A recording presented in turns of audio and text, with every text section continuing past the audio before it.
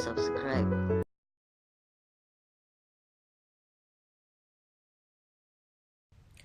Kun san Allah, duk mutumin da ya iya makirci da ƙulle-ƙulle da munafurci ba za ka iya da shi ba. Ba za ka iya da shi ba.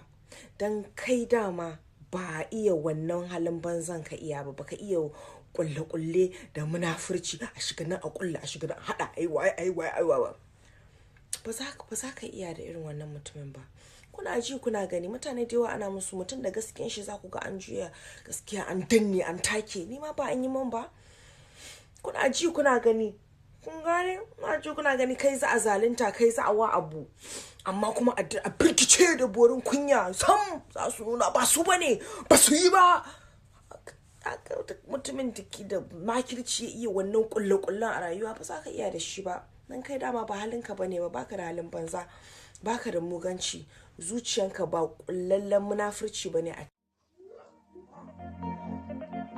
Danna subscribe kana ka danna ƙararrawa domin samun shirye-shiryenmu akan lokaci.